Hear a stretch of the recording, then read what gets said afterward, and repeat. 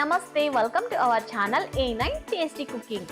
ఈ రోజు మన టేస్టీ కుకింగ్ లో సమ్మర్ స్పెషల్ లో చిన్న పిల్లల నుంచి పెద్దవాళ్ల వరకు ఎంతగానో ఇష్టపడి తినే మామిడి పండుతో మ్యాంగో ఐస్ క్రీమ్ ఎలా చేయాలో మీకు ఈ వీడియోలో చూపించబోతున్నాను. ఈ మ్యాంగో ఐస్ క్రీమ్ చేసుకోవడం చాలా ఈజీ అండ్ సింపుల్ గా ఉంటుందండి. అండ్ తినేటప్పుడు చాలా ఎమ్మీగా కూడా ఉంటుంది. మీరు కూడా ఒకసారి ట్రై చేసి ఎలా ఉందో కామెంట్ అయితే చేయండి ప్లీజ్.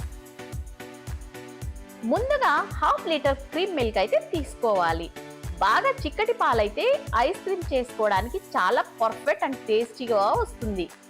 హాఫ్ లీటర్ క్రీమ్ పాలను పొంగు వచ్చాక 10 నిమిషాల పాటు బాగా మరగనివ్వాలి. ఇప్పుడు ఒక పెద్ద సైజు పండిన మామిడి పండును తీసుకొని క్యూబ్స్ లాగా కట్ చేసుకొని ప్యూరీ మొత్తం మిక్సీ జార్లో వేయాలి.